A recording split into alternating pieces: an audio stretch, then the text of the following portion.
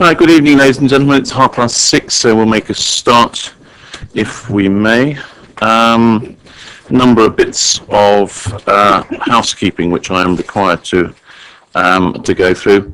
First of all, the fire evacuation procedures.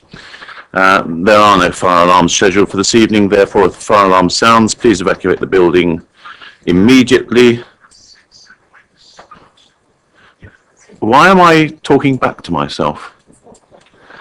It's working. Good. Let's come on. I will continue, therefore, with the fact that the fire exits are located at the rear and side of this room. Please go down the stairs and meet in the Memorial Park.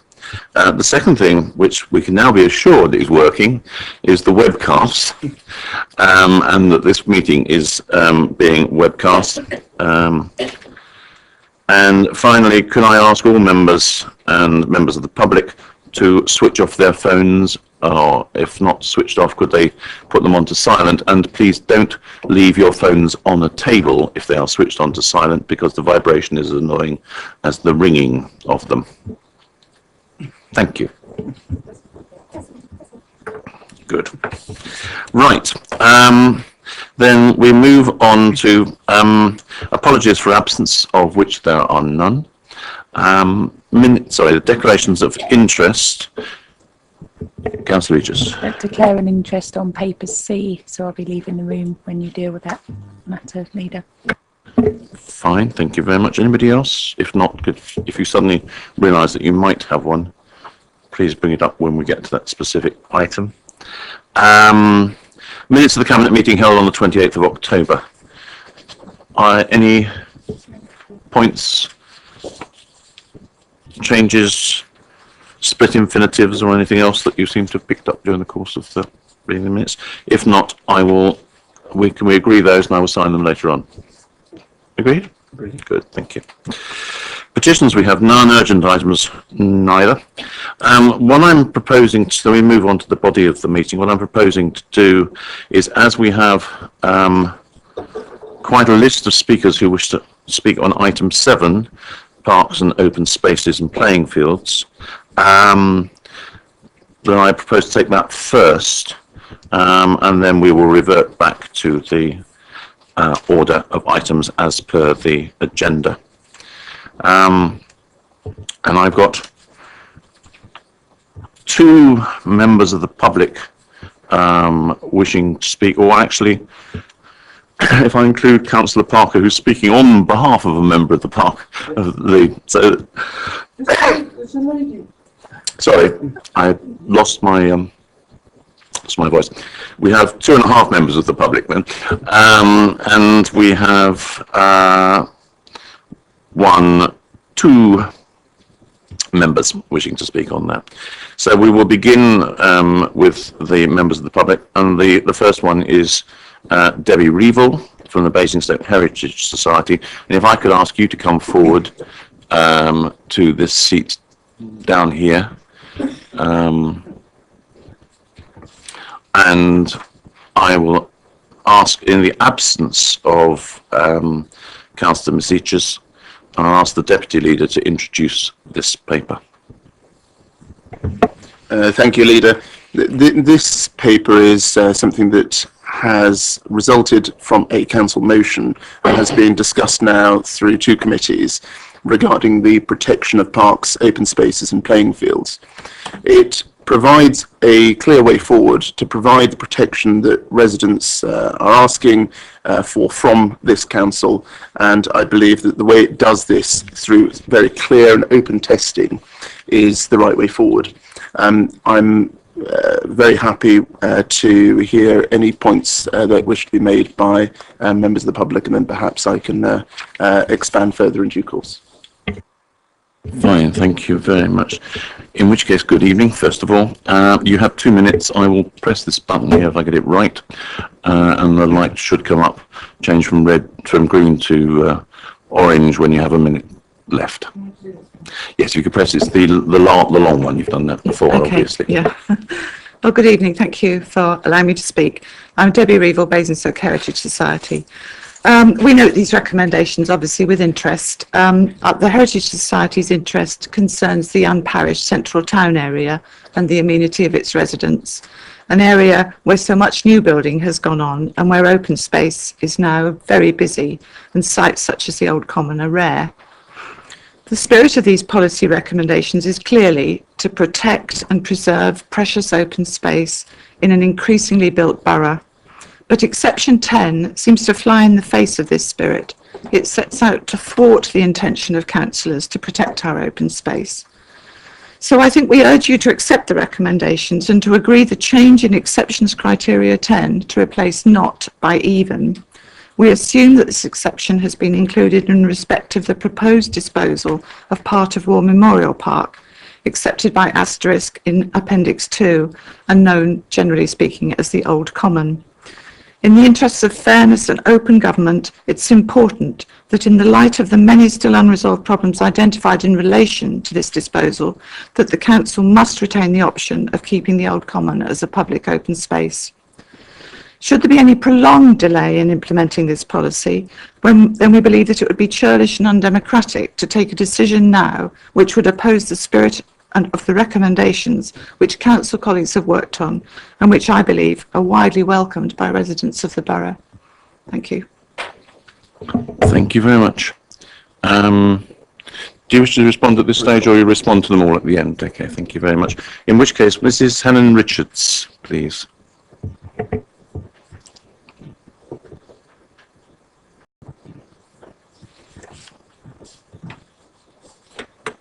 Good evening.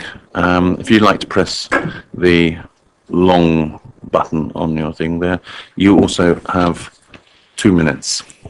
I agree with the need to protect our urban parks, which are a life-enhancing element of a town. Parks are of increasing importance to the health and well-being of Basingstoke. Population numbers are ever increasing, whilst new housing provides little or no outdoor space. I ask this Cabinet to remember that public spaces are just that. The War Memorial Park, for example, came into existence thanks to money raised by public contribution and was added to as more land was purchased out of public funds by the Council. The present War Memorial Park, including the Old Common and the playing fields, is owned by the Council on behalf of the public. As such, it is only right that no part of this space should be given away without the consent of the public, yet that seems to be what is happening.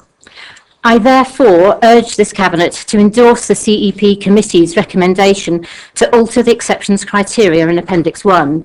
This would mean that green spaces would even be afforded protection where an earlier council decision has already been made to develop a site or investigate the potential of a site. If this amendment is implemented, it would enable the full council to assess the merits of protecting the whole of the War Memorial Park, including the Old Common, against development. After all, according to the report's criteria, the Old Common itself ranks as a jewel in the crown of Basingstoke. The CEP Committee have endorsed an amendment which would enable the Cabinet to do the right thing for the public, even though this may not be the easiest thing. Surely it should be the full council, made up of councillors from all parties and including the councillors elected to represent the town centre of Basingstoke, who decide whether or not to protect the entirety of the War Memorial Park, the town's most historic and most significant public open space. To leave the exceptions criteria unchanged would be a cynical manipulation of a well-intentioned policy. Thank you. Thank you very much. Thank you. And I assume you'll carry on to the end. In which case, Councillor Parker, could you come and be Mrs. Thorne?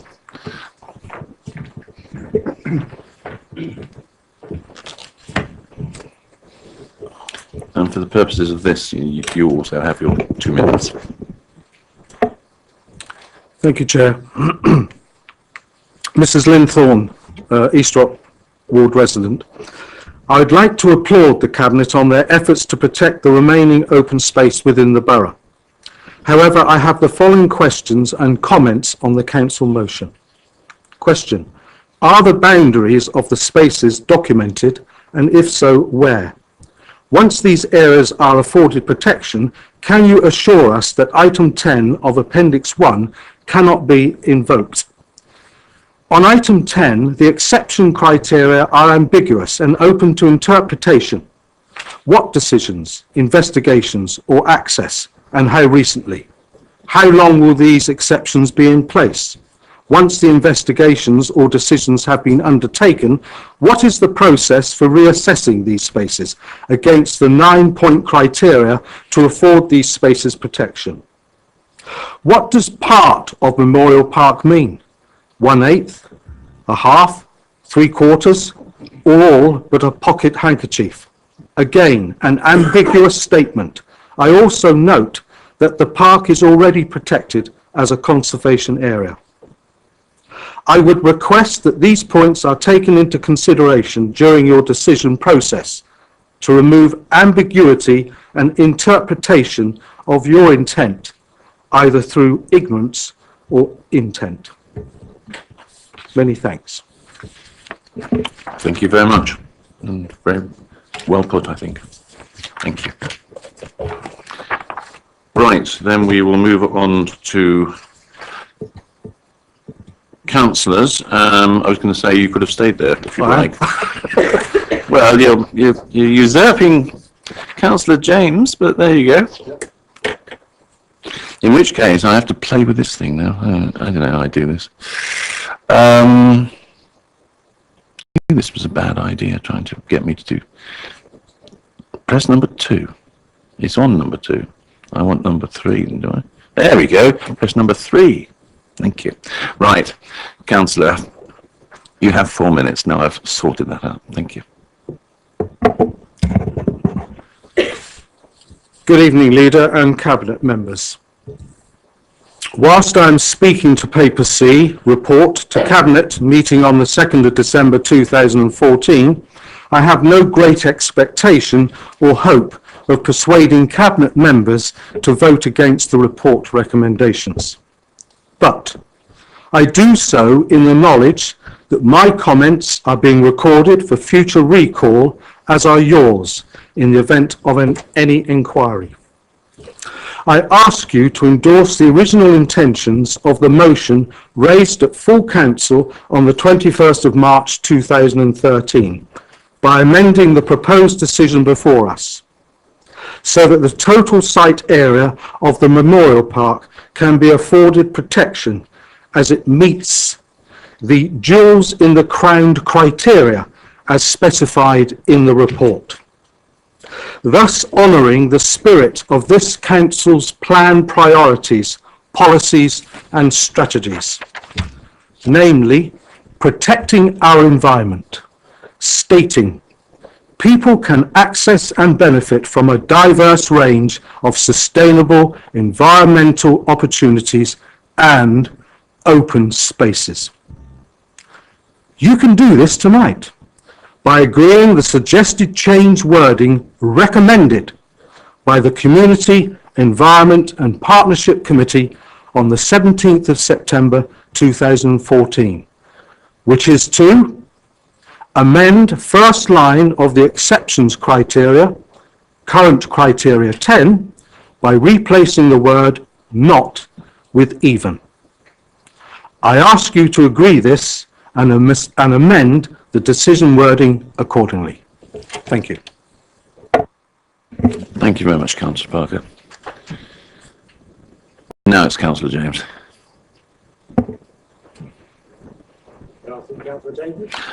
It's Councillor Ms. James normally, and unless you want me to call you Councillor Mr. James, which I don't think we ever do. You can call me lots worse. You have 4 minutes. Thank you, Chairman. That's very kind of you. I've come here tonight to assist the Cabinet in making a sensible decision and an enforceable policy, if you like. Like Councillor Parker, I'll be referring to page 57 of 218 of your papers and the exception criteria number 10. And again, supporting what we moved at full council the last occasion, and I moved again at EPP back in September, which is to replace the word not, which is a fourth word in, to the word even.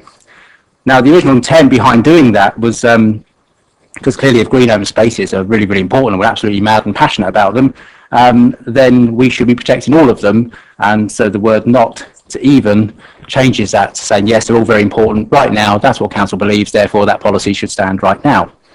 The officer raised some concerns about any legally binding agreements we may have in place. although I think that argument is rather poor, because obviously in the event that there is a legally binding something in place, will be something that we put in the papers before full council for office councillors to decide whether it's right or wrong to proceed, considering all the evidence. There is a further problem, as mentioned as well, that it says where an earlier council decision has already been made to either develop or investigate development. It seems, again, rather vague wording. Does that mean a full council decision, a cabinet decision, a portfolio holder decision, an officer decision? Or could it go back 25 years when committees had decision-making powers? Are we actually protecting any sites at all with this policy? Because, of course, there could have been decisions made 10, 15 years ago that we've long since forgotten about, that mean that the exceptions criteria, 10, will apply to lots and lots of sites, not just the one marked with an asterisk.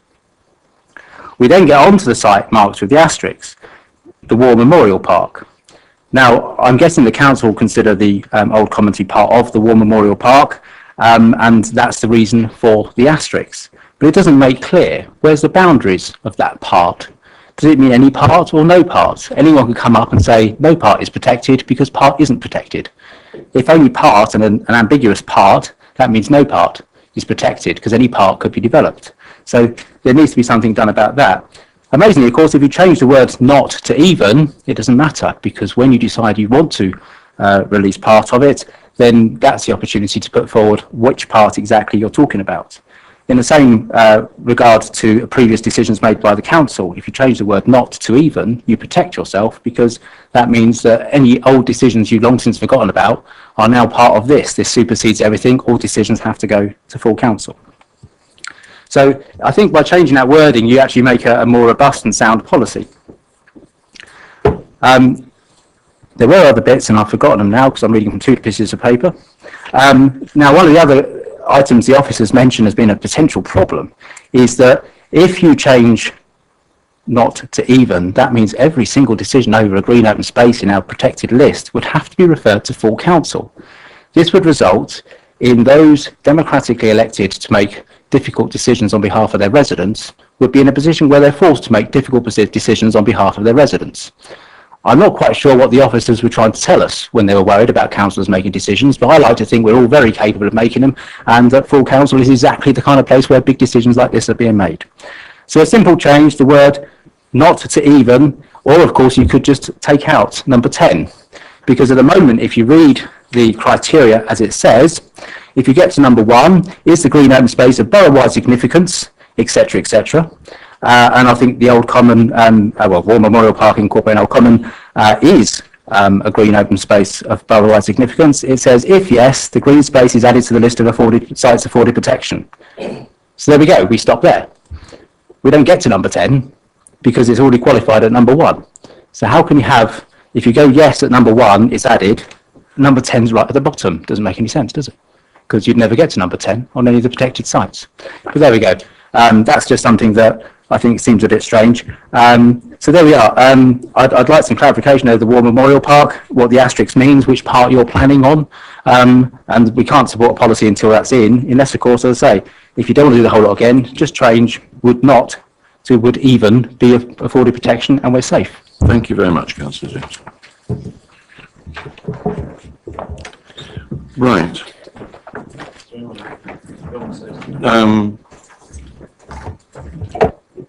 That I think, oh yes, is all the speakers that we have on parks and open space. Should we let Councillor Jayawardena respond first, or do you? No, come on, you asked first. Well, I just want to say, it's not often I say that alarm bells start ringing, and it's partly because some councillors around here have them ringing all the time, and they're always telling us it's the worst thing that's ever happened. But I have to say, my alarm bells are ringing in my head about this. I can envisage situations where the councillor is a landowner and is involved in a regeneration project and wants to consider trade-offs between one piece of land and another piece of land.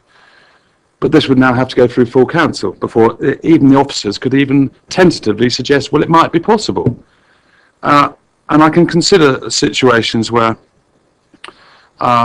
pieces of land that a developer might own are adjacent to a piece of land that the council might own of significant value, that is of public open space, where we might be requiring a developer to put in some infrastructure, but knowing that the costs that they might try and squeeze out of it, we have the option of putting the infrastructure on the piece of land that we own with some sort of trade-off of open space either nearby or elsewhere.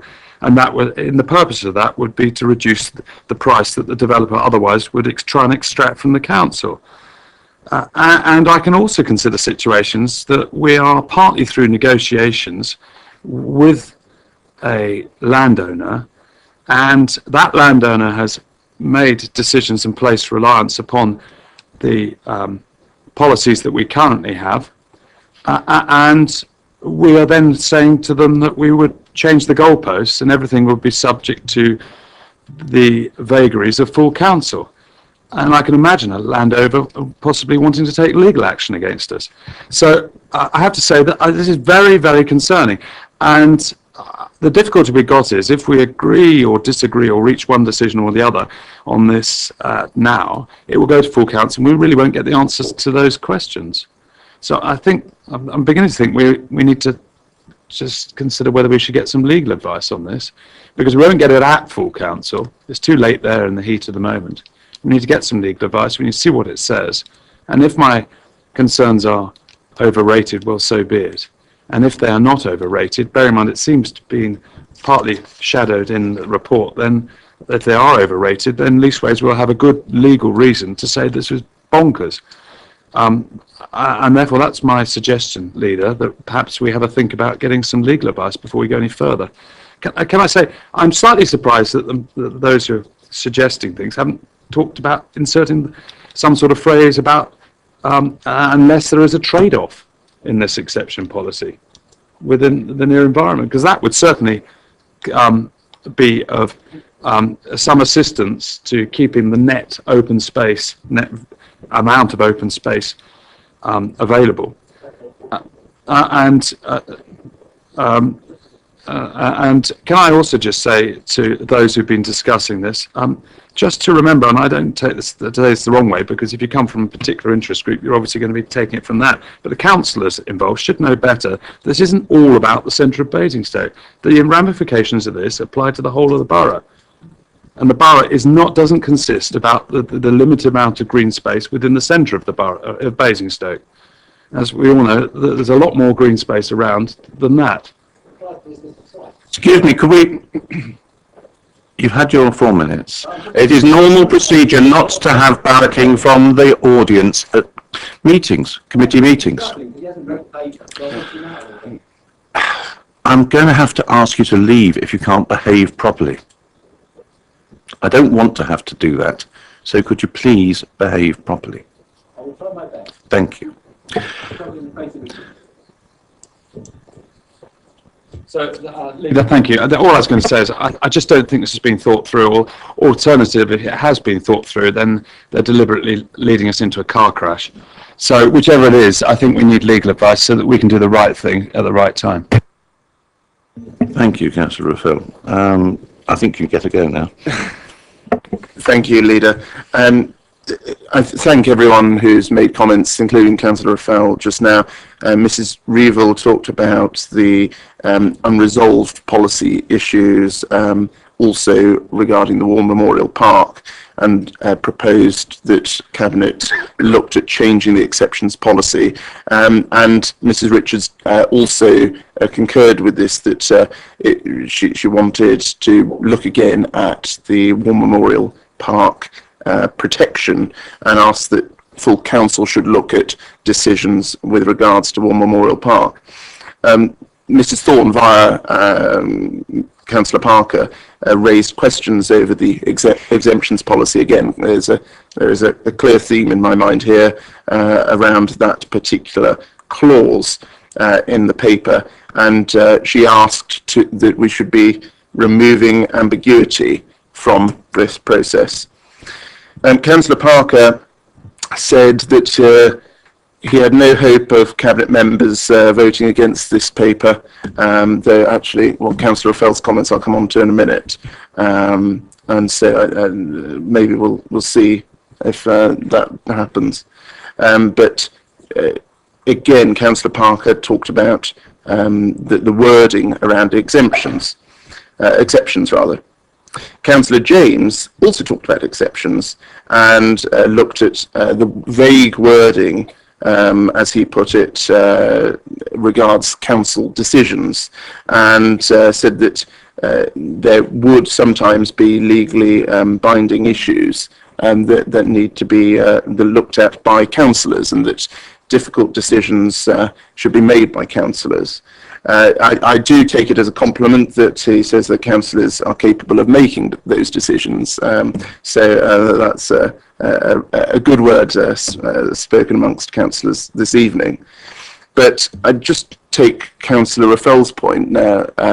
I understand he's speaking clearly in a councillor cabinet member capacity today, but as a legal brain, I take his advice on board as well. And I mean, frankly, I think the concern I have regards the proposed change to the exceptions policy is that there is this risk of taking retrospective decisions or creating possible challenge to this council in the courts over decisions that have been made in good faith at that time, which would then potentially be overturned by decisions now taken here at Cabinet, recommended to Council and potentially taken at Council. So I do have some concern over amending that particular clause. But I also take Councillor Fell's advice on board and think, I'm not the portfolio holder on this, and I think it's important that Cabinet as a whole is aware of all the facts. And I think we do need to seek some advice to better understand the implications of such an amendment, which could well provide clarification to all concerned, both speakers from the public, other members and Cabinet. So therefore, in light of what I've heard, I would move that we withdraw the paper from Cabinet this evening to enable officers and the portfolio holder to consider the points made, to obtain appropriate advice, legal and or otherwise, and for that advice to be taken on board, embedded in any future report, and for that to then be brought back to Cabinet in due course. Leader, with your leave, I would withdraw this paper.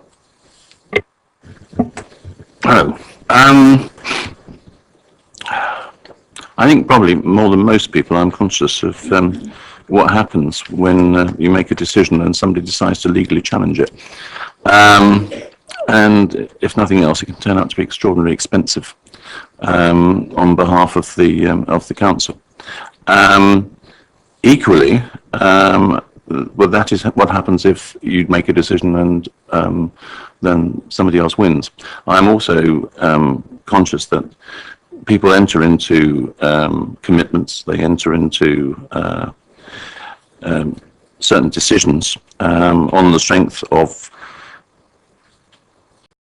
the statements that we make, on decisions that we make, and if we are to suddenly change those, whilst it does seem unfair that a council should be unnecessarily bound, a future council should be unnecessarily bound by the decisions of a past one, we have to look at the realities of life, that there is always redress, as I believe it, through the courts. If you have been misled in any way as a result of decisions that you've made on the strength of decisions that have been made in the past.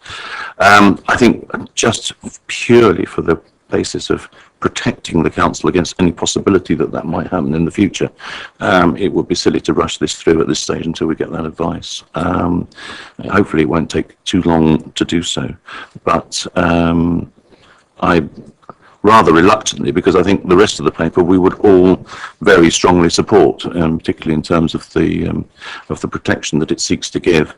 But it would be imprudent of us not to take on board those points, and therefore I'm happy for the paper to be withdrawn at this stage, and we try and bring it back as at a future date. Right. In which case.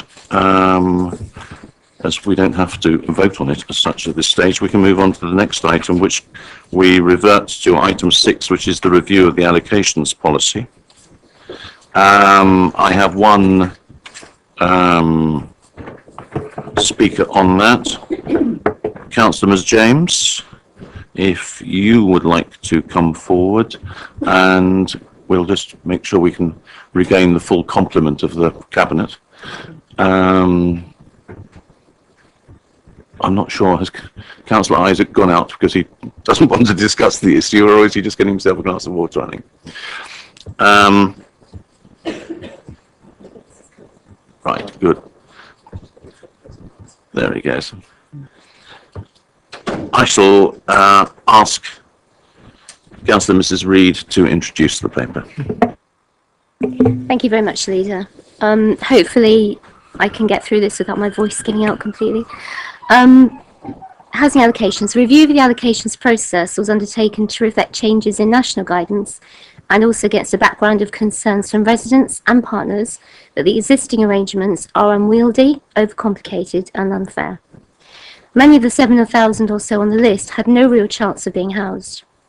The longer a list, the more difficult it is to administer and the more unreasonable the expectations of those who have joined it simply for insurance purposes only. The Localism Act introduced a requirement to review current policy and a new freedom for local councils to determine eligibility. So the policy has been reviewed through widespread consultation. A paper went to H&E last November. We've had 2 member seminars here, series of workshops with partner agencies and registered providers, engagement with neighbouring authorities, and most importantly, public engagement, face-to-face work with service users, plus an online consultation, which received previously unprecedented levels of participation and feedback, over 400 public responses.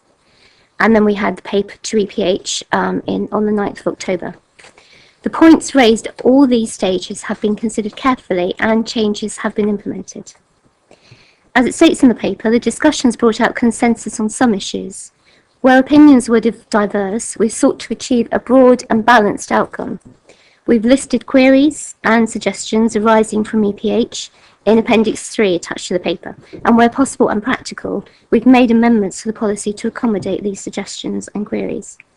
Examples of listening to the feedback and acting on the points made include raising the limit on savings and also allowing an exception to the local connection for victims of domestic abuse. As a result of this work, the new policy has now been fully developed and refined.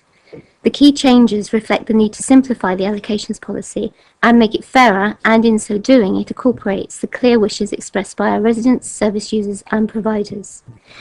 Excuse me.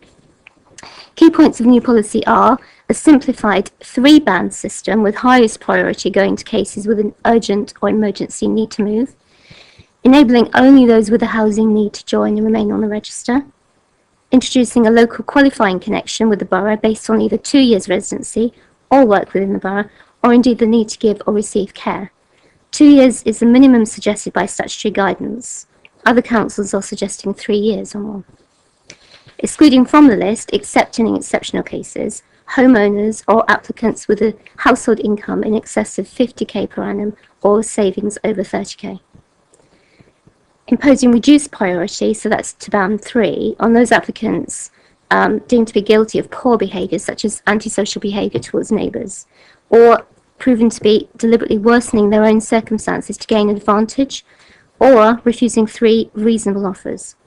All of these are subject to review and appeal if residents believe a specific decision is unfair. Our aim here is to implement a simplified, fairer system for all our residents, providing local homes for local people. We have, of course, incorporated safety nets for disabled and vulnerable people. We have reflected the wishes of residents that the policy should have a qualifying threshold based on local connection, and that it should not allow those guilty of poor behaviour to jump the queue. This improved allocations policy cares for the most vulnerable in our society, whilst giving a hand up to those who've been trapped at the bottom of the housing ladder. It embodies the principle of local homes for local people. It's a combination of excellent work from our officers and painstaking consultation with service users, residents, partners and members. So after such a very long and diligent piece of work, I commend it to Cabinet. Thank you, Leader. Thank you, Councillor Mrs. Reid.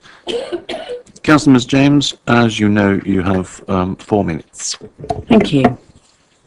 Can I say, before I start, I'd like to welcome the changes that you made, particularly the changes to victims of domestic violence, and in the Labour Group, particularly thank you for making those changes. The Labour Group would also like to draw your attention to 2 recent judicial review rulings against Hammersmith and Fulham, Thursday the 6th of November, which concern a council's allocation policy and local connection and reasonable preference for homeless households. The summary of those judgments indicates that there is an issue with the application of a blanket residency local connection policy for homeless households. Policies drawn as tightly as ours will need to be widened, the local connection criteria to include all accepted homeless households, regardless of whether they meet the residency criteria, or include a clause within the policy which allows for discretion in these cases. We ask that the Cabinet before they approve the policy for portfolio holder, that she asks legal services to assist the Housing Department before going forward any further, to ensure that we are not acting illegally in relation to the actions that we are taking. It is appropriate that we do this, given that the ruling, given this, and that we are acting safely in the decisions that we make. And it's simply noting that the situation, as the actual policy you are presented with tonight will need careful review, something that should not be done post the decision being made, that itself might be open to challenge. Thank you very much. Well, it seems to be a legal night, doesn't it? Councillor Mrs. Reid. Thank you, Leader. We have taken advice from legal, and I do have it here. I can read the whole thing out, but it's quite lengthy. So I'm happy to share that with members if you prefer. I can have it emailed round. But the advice is very clearly that the case does not relate to us or to our revised changes to the housing allocations policy. And additionally, one of our officers has spoken with leading housing barrister who gave that same advice as well. But if you want, if that's better, I can, as I say, have this advice sent round to all members if you think that would be helpful. Okay, I'm happy to do that. Right. Any comments, anybody? John? Councillor Isaac.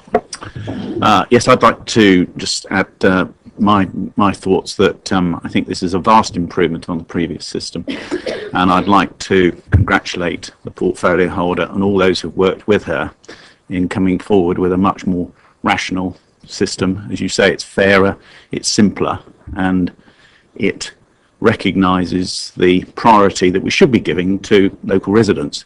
I spoke to one of my parish councils last evening about this, and they thought this was a great step forward, and they're very supportive of it. Thank you, Councillor Isaac. Anybody else? If not, then I presume you wish to move the paper, and you will circulate to all members, I think, not just to members here this evening, that advice, but subject to that, we agree that. Agreed. Good. Thank you. Thank you, Mr. James. So we move on to item 8, fees and charges. Councillor Parker is returning to the occupy, as they say.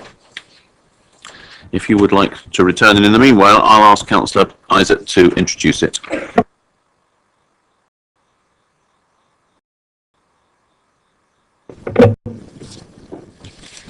Thank you, Leader. This is the report on fees and charges for 2015-16. It's the annual review of fees and charges that we carry out as part of the budget process. We are proposing to increase fees overall in line with the budget strategy at 2% per annum, which is lower than the August RPI figure. Just to highlight a few of the changes, we are, as far as car parking increases are concerned, overall we are going to have increases at below 1.3%. And I think importantly, in terms of looking after the interests of both shoppers and our retailers, we are going to maintain the no charge for 30 minutes parking in the short stay car parks. Other points that I'd like to highlight in the proposals are that we are looking to reduce the cost of residents' parking permits from £22 down to £20, but increase visitor permits from £8 to £9. The overall policy is to make the cost of the parking permits, whether they be for residents or visitors, more consistent with the actual cost of issuing those permits. In relation to bulky household waste, we have a new structure of charging for that, which is again more reflective of the cost of collection. And we're also proposing to introduce a charge for late cancellation. With regard to the shuttle bus, there's been no increase in the cost of fares for that for 2 years, and we're proposing that the cost of the all-day adult return from the leisure park to the town centre is increased by 20p to £2.20. This compares to the stagecoach alternative, which is at £3.90. I think a good innovation that we would like to put forward is that when it comes to the cost of new wheeled bins for new properties, that these are borne in future, not by the residents collectively, but by the developers, the housing associations and the private individuals who are building those houses. Finally, the overall estimated additional income that these proposals will produce is in the order of £85,000. As before, we've had a very constructive dialogue amongst members from all parties who participated in the members advisory panel, and I'd like to thank them again for their help on that. So I would recommend these proposals to Cabinet. Thank you, Councillor Isaac. So we have Councillor Parker appearing as himself, I think. Councillor Parker. Yes, yes, thank you, Leader.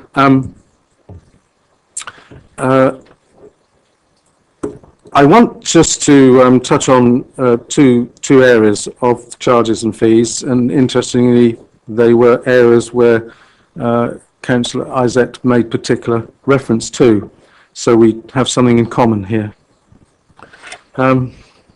Well, at least I hope we might. And I appreciate in areas of the charging structure, there is a requirement to move towards reflecting the cost of delivering the service. And I'm not opposed in that direction of travel. But invariably, when you move into a new method, there are potential people that maybe are victims. So in the area of the bulky waste collection, I would ask for some reflection be made in regard to persons who are on low income and persons on benefits. And I would offer at some stage, at some time in the future, if it could be of any assistance, to engage with officers to explore some alternative suggestions. These persons sometimes often are people who move quite regularly, and it's in the moving and changing accommodation that the need for that type of service presents itself, if possibly they are also suffering the need to downsize with the property. And in a lot of cases, these are, in my experience in my ward, flat dwellers. They don't have the opportunity of leaving these items outside the property for the reported 3-week waiting period for the service to operate, and this can leave them in a particular precarious situation with regard to their landlord. When we have a situation where the food bank is opening now for an extra day due to an extra day a week due to the increase in demand, the sort of continuation of a charge for this service for this particular sector of our residents perhaps could be one area where we operate a more lenient charge or even waive the charge. I think we are an authority that in some cases we do have that affordability, and maybe we could give those persons a break. And I think maybe if you look at this, it may well encourage more use of the service if they feel there is not a charge. If you're suffering financial hardship at that time, even the small charge, the threat or the potential of a small charge when you have the need of this service does sometimes prevent you actually even applying for it. And possibly by taking away that charge, it may then reduce the incidence of fly tipping, and the cost of which would then possibly of clearing up fly tipping. 30 seconds. The cost of clearing up the fly tipping would negate the revenue. You said at one point that you had, I think, 2 areas where you were agreeing with him, and I was waiting for the second one. That's why I was reminding you had 30 seconds. Yes, I do thank you for that, Leader. It was a very quick one, actually. You've now got 9. Well, you might allow me, as I'm the only visiting councillor.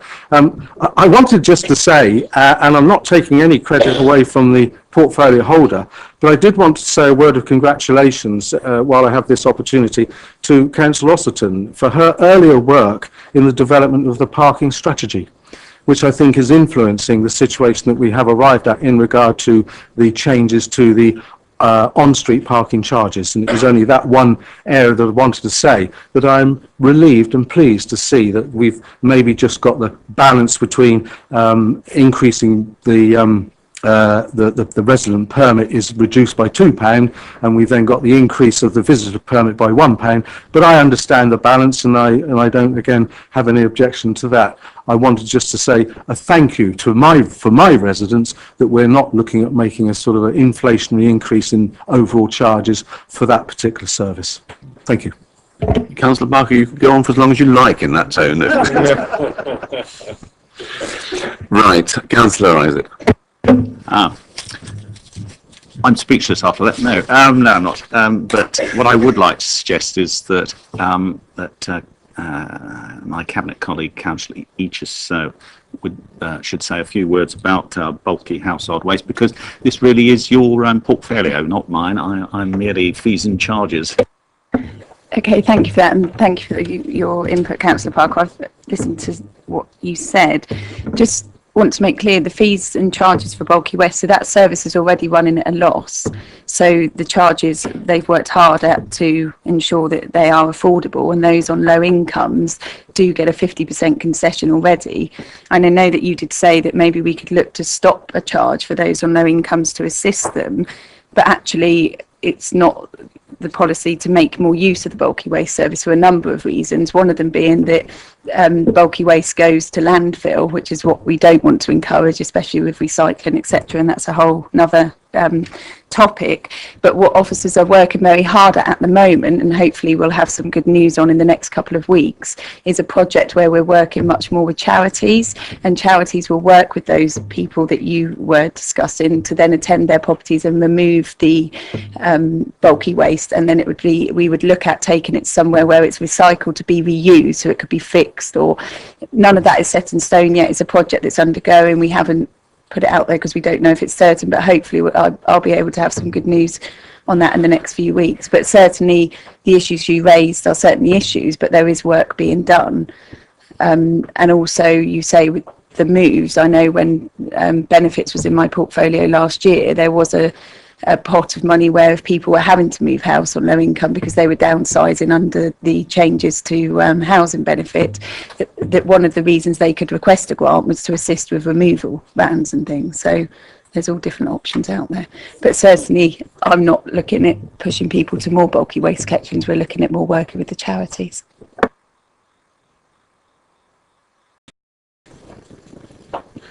Anybody else got any points? If not, would you like to sum up? Yes. I'd like to sum up by saying that I think these are sound recommendations, and I would encourage Cabinet colleagues to support them. Agreed. Good. And thank you, Councillor Parker. And thank you for making a very useful point, I think, there. Right, then let us quickly move forward to item something or other on the agenda. It must be 9, I think, which is the revenue and capital forecast. Councillor Isaac. Thank you, Leader.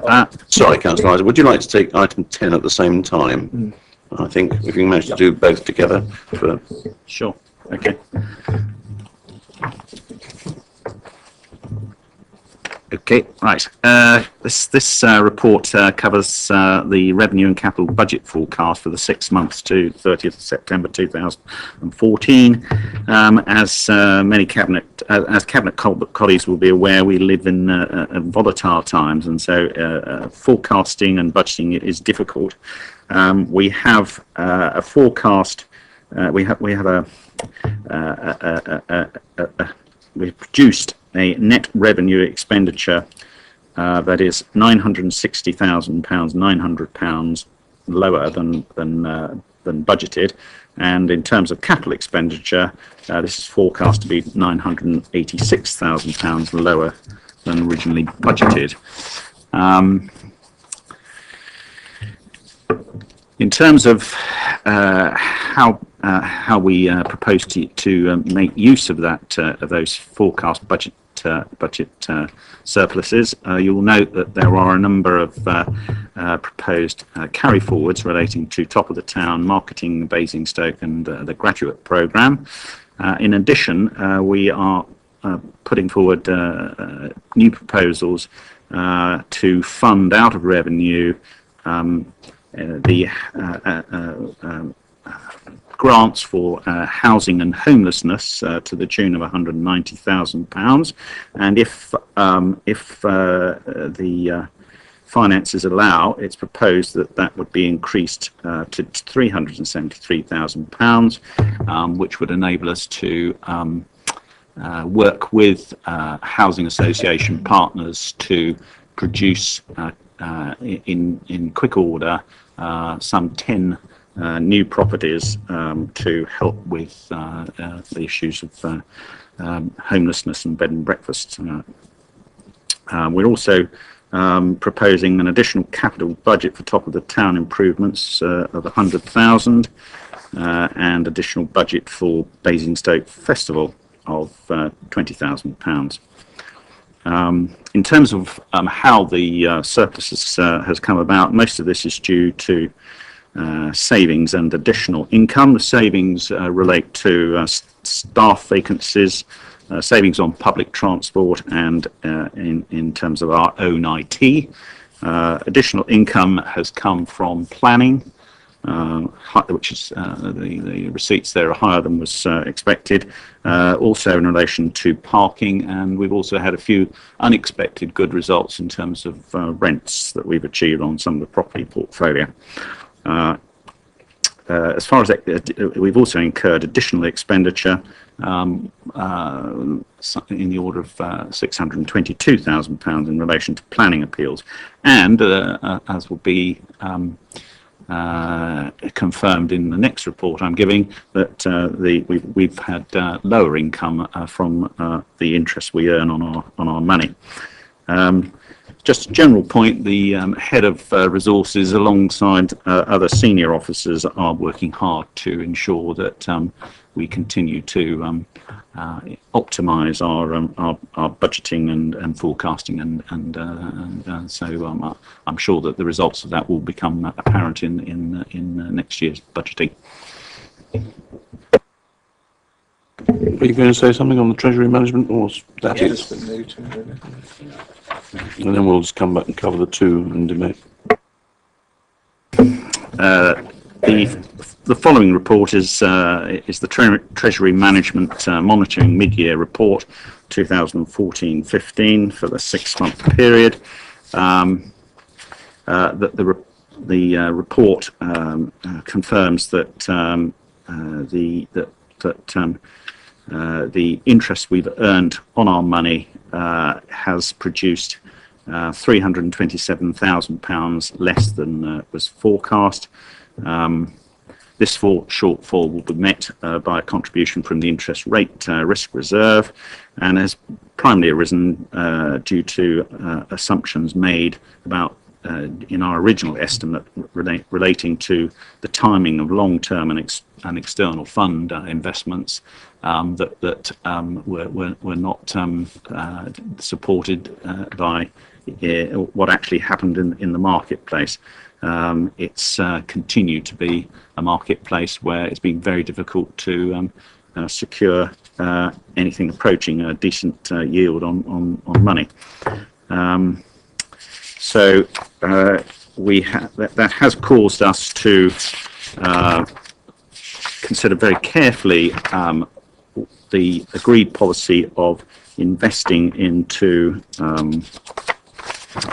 diversified credit funds, but I can confirm that those investments have now taken place in large part, and the investments have been made into the M&G Alpha Opportunities Fund and the M&G Total Return Credit Investment Fund. We're forecasting, we're intending that up to 20 million will be invested in those two funds, with the aim of improving the returns that we get on our money. Thank you very much. Any points anybody wishes to make? Because I think otherwise, the only thing which I would draw out from this is, well, first of all, that we are making the necessary savings in our operational costs, because we need those savings for the longer term if we are going to be able to balance the budget in the future. I'm not thinking so much about next year, because we already have a balanced budget which we're putting forward for next year, but it's in the following years where savings that we can make now will come home to be beneficial at that stage. Therefore, it's very good that we are being able to make those savings. And secondly, I think it's very good that we're actually able to plough some of the benefits, the short-term benefits of having those savings, back into dealing with homelessness issues, to add, again, quite substantially to the number of properties which we are buying up to deal with providing temporary accommodation for families at risk of homelessness. And I do hope, and I think expect, that we shall be able to extend that scheme quite considerably during the course of this year, which is a very good thing to be doing while we look at other alternatives for the longer term. So on that grounds, those two papers, we're happy just there for noting, I think, as much. First one's to agree. The first one's to agree, yeah. And then you agree the recommendation from that. And we're the second, yeah, to receive. We noted it. Good. Then the last paper for this evening, and I'm assuming that nobody's going to want to mention anything on the pink papers, otherwise I would have to go into closed section, is about a lease to build a prison. I don't think that's quite correct, Leader. Can I correct you there? It's a police investigation centre, which is quite different, and a very welcome development for Basingstoke. And I'm very pleased that after some lengthy discussions that the work of the officers alongside Hampshire Constabulary is bearing fruit. Obviously, this decision is still subject to obtaining planning permission, but as portfolio holder, I'm delighted that agreement has been reached on the disposal of the site in Jays Close. It's an undeveloped site, 3.64 acres, on which a 56,000 square foot very handsome new building will be constructed, which will bring all sorts of benefits and aid the work of the police force in Basingstoke and in the wider Hampshire area. I'm not going to refer to the pink papers, but we've taken independent valuation advice, and I'm content that that this is an arm's length price that's been agreed, and so I'm happy to endorse this to Cabinet. Thank you very much for correcting me on that. Councillor John Wardner, you wish to say something? Thank you, Leader. While I may not agree with Councillor Isaac's architectural tastes, I do agree with him that this is a very important step forward. It's good to see this investment here in Basingstoke, which will serve North Hampshire, bring 370 people or thereabouts together to serve the public and keep us safe. And it's really also very important that we're making really good use of council land, and this is unused council land. It's delivering not only a financial benefit but a social benefit to the people of Basingstoke and Deane and wider North Hampshire, and therefore I fully support this recommendation from Councillor Isaac. Good, right. I think I would add to that this has been something which has been a long time in gestation, because I was involved with it when I had the community safety portfolio, as well as my other responsibilities, and it's a very good sign of the way that I think in Hampshire the local authorities and the police and fire service are all coming together now to work together in much more efficiently and effectively for the longer term. This is a major step forward in the way that policing is going to be carried out within Hampshire. It's very important for their efficiency and the way that they wish to operate for the future. I'm very pleased that we've been able to make a positive contribution by finding the place for them to go. And I think it is very interesting that we now have both the police choosing to make their northern regional headquarters effectively in Basingstoke, and we also, of course, have the critical health facility from the hospital also for North Hampshire being placed within Basingstoke, and I think that is, both those things are a sign of the way that as a borough and the town itself is becoming more and more a focal point of the region, and that is inevitably going to be a tremendous benefit to the residents and all of us who live there. We are happy with this? Good. In which case, there being no more, I have no need to exclude the press, and there aren't any public. We can draw the meeting to a close at 7:33. Thank you all very much, and a very Merry Christmas.